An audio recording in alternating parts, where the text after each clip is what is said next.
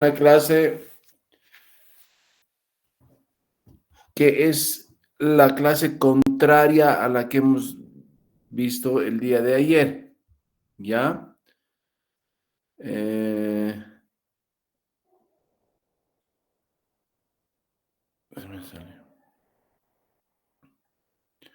¿Se ve? ¿Se ve la presentación? ¿Y cambia? Sí, doctor. Sí, Bueno, doctor. entonces ya hemos dicho que las alteraciones del sodio pueden ser, si el sodio sube, se llama hipernatremia, y si el sodio baja, se llama hiponatremia. Hoy vamos a hablar de la hipernatremia. Ambas alteraciones se conocen también como disnatremias. La hipernatremia se define como la concentración de sodio mayor a 145, preocupante mayor a 150, ¿ya? Por el contrario de lo que hemos visto ayer, el sodio sube cuando hay dos situaciones. Uno, pérdida de agua, es decir, en este caso se va a concentrar mucho el sodio, hay contracción del volumen de agua, o la otra es que se retenga demasiado sodio. Bueno, quiero que se acuerden siempre de esto. ¿Cómo regulamos la osmolaridad? Primero, si hay hiperosmolaridad, es decir, si ha subido el sodio, van a haber dos cosas. Se libera el mecanismo de la sed, que esto es el mecanismo de la sed es un mecanismo de protección que nos avisa que la osmolaridad está elevada y necesitamos líquido, ¿ya? Y se va a liberar la hormona antidiurética, eso es lo que pasa habitualmente. Esta es la base. Si se libera la hormona antidiurética, hay disminución de diuresis. El mecanismo de la sed proporciona la última protección frente a la hipernatremia. En pacientes que tienen hipodipsia, es decir, que tienen poca sed o que no manifiestan la sed, juega un papel preponderante. Y estos pueden ser los niños muy pequeñitos, porque los niños solo lloran, no te piden líquido, o el otro extremo de la vida que serían los viejitos, ¿no? Donde los viejitos a veces ya no pueden ni hablar por diversos motivos y tampoco pueden beber líquido. La hipernatremia entonces se produce por pérdida de agua. Fíjense que más que hablar de ganancia de sodio, estamos hablando de pérdida de agua, agua sin sodio. Entonces, se puede perder agua por la piel cuando se pierde líquido y no sodio, por la orina o por el tracto respiratorio también. Acuérdense que hemos hablado de las pérdidas insensibles, donde por la respiración diaria se pierde hasta medio litro día y por la orina se puede perder pues en el... ¿Qué es lo que pasa? Si aumenta la concentración de sodio, va a aumentar la osmolaridad en plasma. Recuerden que el valor normal de la osmolaridad es de 280, otros dicen 275 a 285 miliosmoles litro, ¿ya? 280 como promedio. Entonces, aumenta la osmolaridad y ¿qué va a haber? Va a haber un efecto osmótico de menor a mayor concentración, es decir, va a salir agua de las células, por lo tanto va a haber deshidratación celular y puede haber daño neuronal, anatómico y funcional. Acuérdense que ayer hemos dicho que cuando la hiponatremia es severa, el mecanismo de ósmosis de menor a mayor concentración va a hacer que ingrese agua a las células, ¿no es cierto? Entonces, en la hiponatremia hay edema cerebral y en la hipernatremia, que es el tema de hoy, habrá deshidratación celular. Los humanos tenemos este mecanismo de defensa. Cuando el cerebro se ha deshidratado después de unas horas o días, el cerebro puede formar osmoles idiogénicos para devolver el volumen normal a esa célula. ¿Ya? Es un mecanismo de defensa. Acuérdense de la diapositiva del día de ayer, ahora vamos a ver lo contrario. En este caso, el sodio ha aumentado en el intravascular. Entonces, el efecto osmótico, ¿de dónde a dónde va a ser? Va a ser de la célula al intravascular, ¿no es cierto? Ayer era al revés. Este es el efecto osmótico. Tenemos una célula y va a haber deshidratación cerebral, por lo tanto pasa esto. Al haber deshidratación celular, existe la sintomatología del paciente. La hipernatremia se divide, según el volumen de líquido extracelular, en hipovolémica, cuando hay pérdidas renales o extrarrenales de líquido sin sodio. Ya acuérdense de eso. Normovolémica en la diabetes insípida e hipervolémica cuando se consume excesivas sustancias hipertónicas, por ejemplo, el agua de mar. Pero bueno, aunque nosotros no tengamos mar en Bolivia, sabemos que el agua de mar es muy salada, pero nadie toma agua de mar. Pero pueden darse situaciones, por ejemplo, un ahogado, etc. Estas serían las causas de hipernatremia. Entonces, acuérdense, lo primero, déficit de agua y luego sobrecarga de sodio. Dentro del déficit de agua, nosotros podemos observar esto. Primero, que no haya agua. Obviamente, ¿no? Que si hay escasez de agua, estás en el desierto, no tienes agua, aunque quieras tomar, aunque tengas sed. Si no hay agua, obviamente ahí está el problema. Incapacidad para el acceso al agua o pedir agua. El ejemplo típico es el estudiante que ha sido castigado y ha sido mandado al desierto. Y en el desierto está 5 días, hace calor, suda mucho, no tiene agua. Y entonces hay un déficit de agua. Pero lo más importante son los defectos de la sed. ¿Cuándo va a haber defectos de la sed? Cuando ya hemos dicho, extremos de la vida, niños muy pequeñitos, viejitos, o cuando hay una alteración a nivel de conciencia. Esto puede pasar en algunas situaciones, por ejemplo, los pacientes que no hablan o los pacientes que están postrados o los pacientes que están en terapia intensiva. Estos pacientes están intubados, sedados y no pueden decir tengo sed, ¿no es cierto? Entonces, muchas veces lo que vemos es que el paciente está sedado o es un paciente que no habla o es un paciente que está postrado y se le pone una sondita y obviamente tiene que comer y le dan sopita salada, ¿no? Eso pasa aunque no crea. Un problema psicológico, que el paciente no beba, enfermedades del centro de la sed, por ejemplo, neoplasias, granulomas, infecciones, etcétera, en el cerebro. O no hay agua para que beban o hay pérdida de agua. Para que haya pérdida de agua pueden ser las pérdidas principalmente renales. Entonces se pierde mucho líquido en la famosa diabetes insípida que les voy a explicar en un momentito.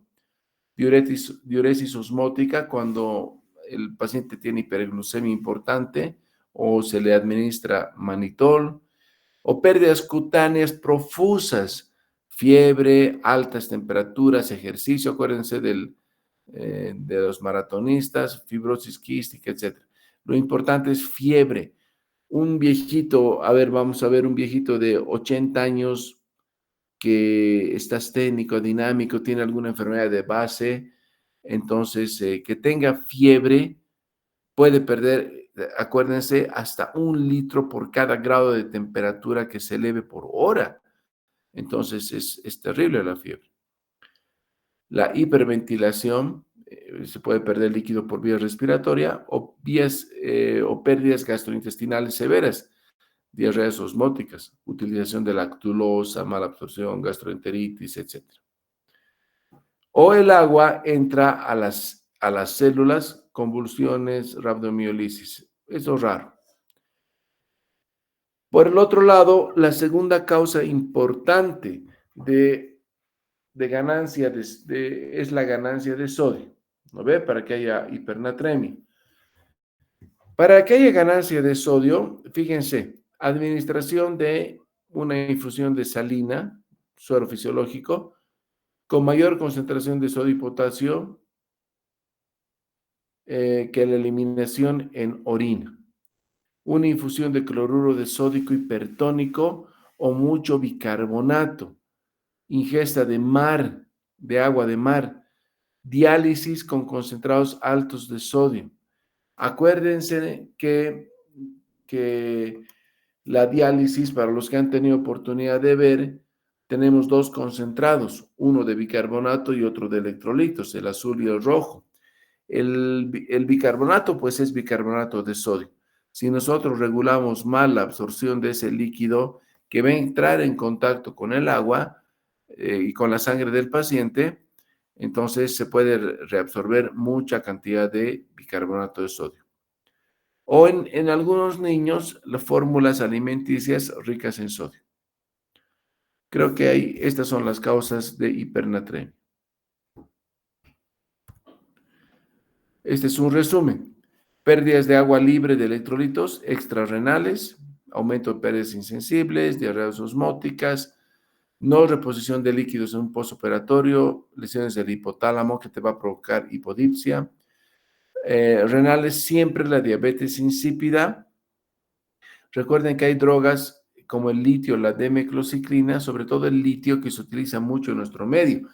El litio es un medicamento que se utiliza para tratar trastornos obsesivo-compulsivos, ¿no? O síndromes también ¿cómo se llama estos síndromes bipolares, ¿no ve? Depresión y manía. Una temporada el paciente está tan deprimido, otra temporada el paciente está eufórico, está demasiado, ¿cómo se dice? Con manía, ¿no? Maníaco. Entonces, el litio, pues, estimula la membrana de las neuronas, las estabiliza, pero el litio, uno de sus efectos secundarios es provocar diabetes insípida nefrogénica. Una cosa que no está en relación con la diabetes insípida, pero que puede aumentar las pérdidas de agua a nivel renal, son los diuréticos, manitol y las glucosurias. Es decir, glucosuria quiere decir pérdida de glucosa en pacientes con hiperglucemia. Y el exceso de sal, el paciente se administra sal por vía oral o el paciente no puede comunicarse y le administran sal o por vía parenteral, ya les he dicho, administración de bicarbonato o en las hemodiálisis los baños hipertónicos ricos en bicarbonato. Cuando nosotros hablamos de diabetes insípida, estamos hablando, acuérdense, de hipernatremia normovolémica. Por lo tanto, la diabetes insípida es lo contrario al síndrome de secreción inadecuada de hormona antidiurética. Quisiera, por favor, de verdad pedirles que me digan en este momento si han entendido estos conceptos de síndrome de secreción inadecuada de hormona antidiurética y de diabetes insípida. A ver, por favor, si alguien me puede explicar o por lo menos acercarse, me voy a sentir muy bien porque es un tema difícil, pero es un tema obligatorio para que ustedes entiendan y para que ustedes lo apliquen en su práctica hospitalaria. A ver, ¿alguien quiere decir algo? O preguntar o dar su opinión o manifestar lo que ha entendido hasta el momento. Vamos, vamos, muchachos.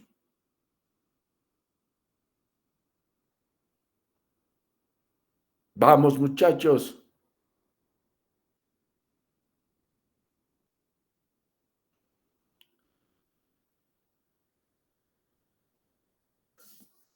Creo que nadie está entendiendo. ¿Alguien me puede decir qué es la secreción inadecuada de hormona antidiurética? ¿Me escuchan?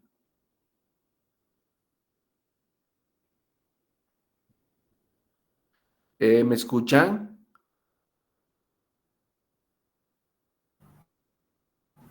Sí, doctor, se escucha. Ya, entonces, a ver, ¿quién me puede repetir el concepto de de síndrome de secreción inadecuada de hormona antidiurética, porque aquí tenemos que entender claramente que la diabetes insípida es lo contrario, es lo opuesto.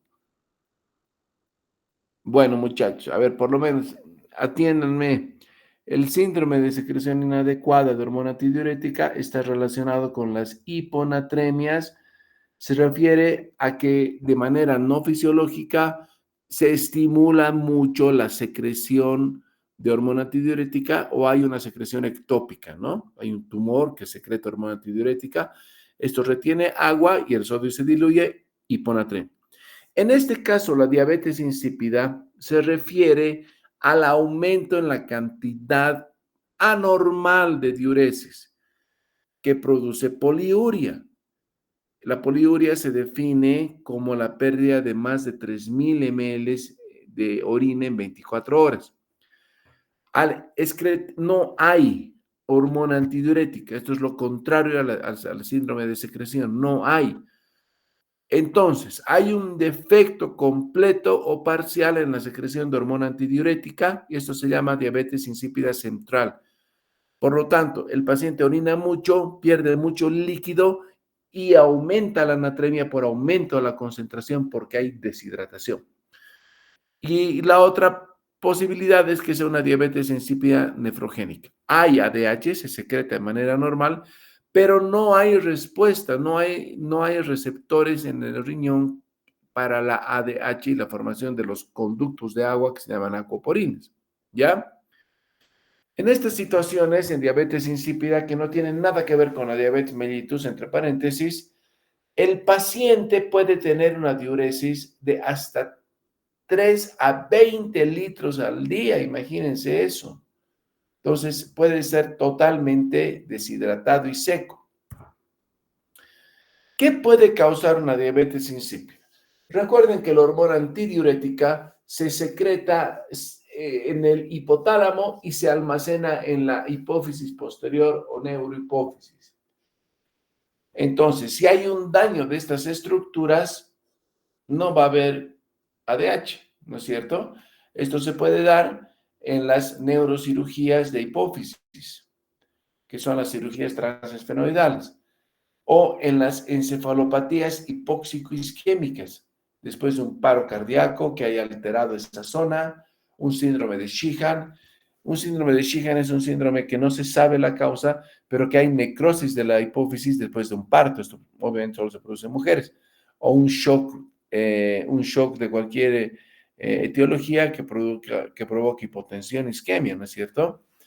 También la presencia de neoplasias en el sistema nervioso central, o metástasis de cánceres de mama o de pulmón, y otras como la sarcoidosis, meningitis, tuberculosis, etc. ¿Qué causas pueden haber para que exista diabetes insípida nefrogénica? Es decir, la ADH sí se forma, sí se almacena en la neurohipófisis, pero no puede actuar en el riñón porque no están los receptores de ADH. Puede ser una alteración congénita o puede ser una alteración hidroelectrolítica. Por ejemplo, la hipercalcemia. La hipercalcemia vamos a hablar el día viernes, ¿ya? El otro puede ser la hipocalemia, es decir, la bajada considerable de potasio puede provocar una diabetes insípida nefrogénica.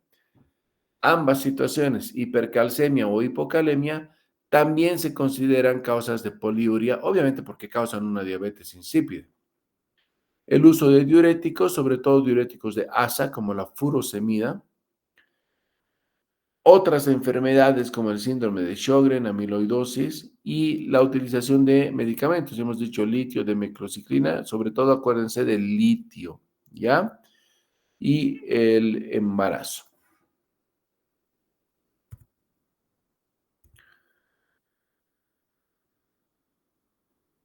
Estas son las causas de diabetes insípida central, que es básicamente todo lo que hemos hablado, y estas son las causas de diabetes insípida nefrogénica.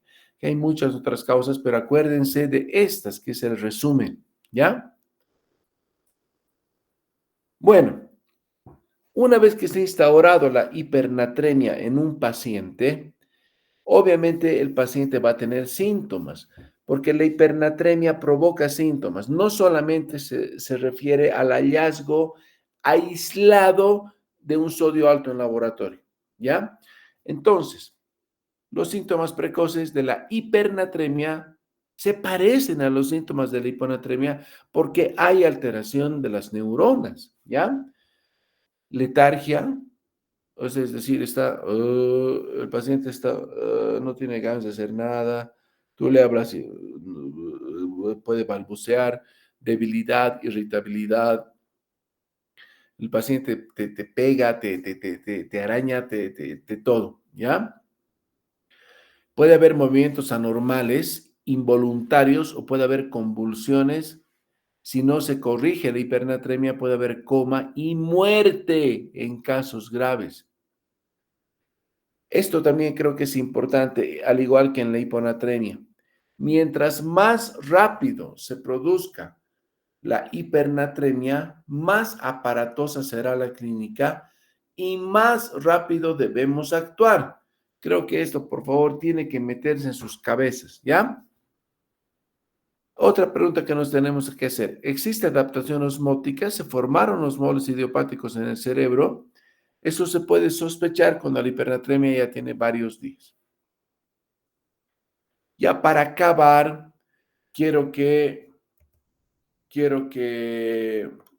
me entienda, vamos a hablar de esta pequeña formulita que es bien importante.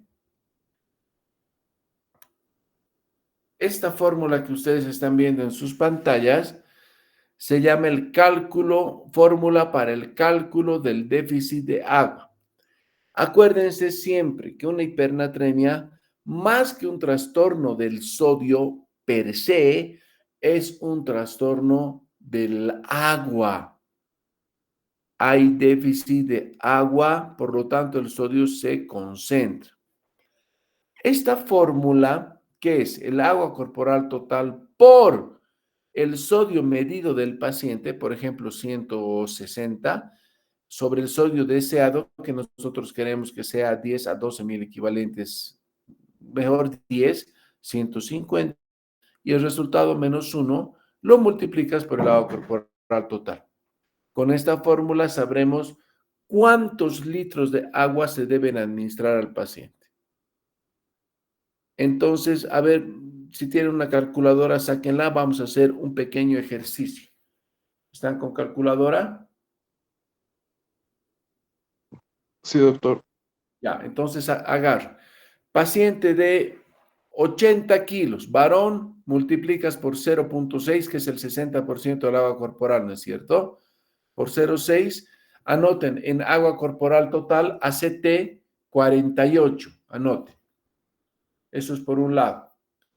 Luego, el sodio medido es el sodio que nos ha dado el laboratorio. El paciente está mal, está letárgico, está irritable, somnoliento, así, y tiene 160 de sodio.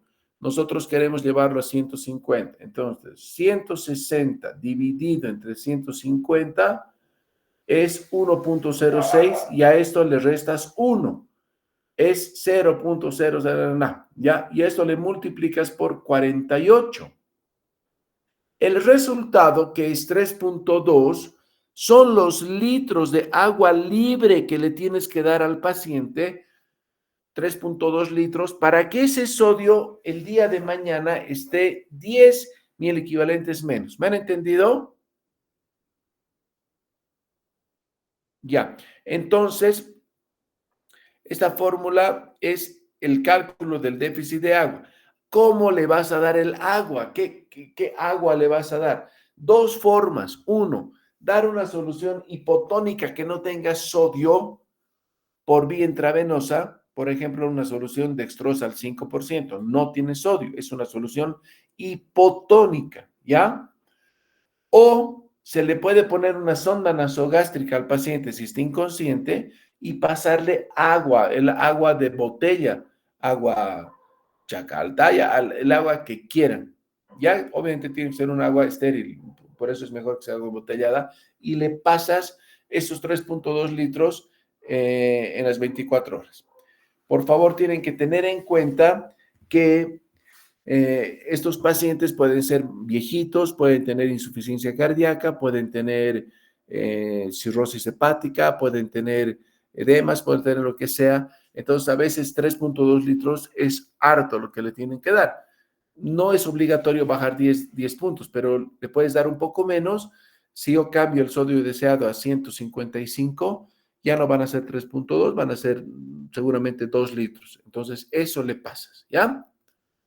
No se olvide que con esta fórmula calculamos el déficit de agua y corregimos el sodio, pero no debemos corregir el sodio en números equivalentes por día, o sea, en 24 horas. ¿Alguna pregunta?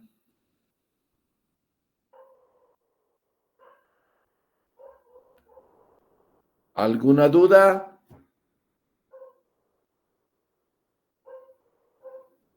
Nada. Entonces, muchachos, hemos acabado el día de hoy. Voy a dejar de compartir. ¿Sigo compartiendo? Sí, doctor. ¿Ahora? Ya no. Ya. Entonces, muchachos, aunque no me crean, no es, yo no quiero pecar de decir de que estas son las clases más importantes y demás. No, pero son importantísimas, ¿ya? Si ustedes saben evaluar,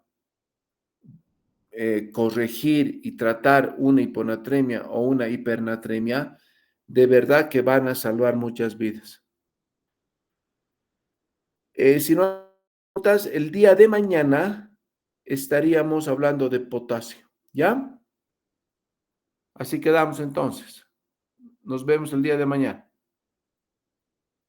Hasta luego, doctor. Gracias. Hasta mañana. Chao, chao. Gracias, doctor. Hasta mañana.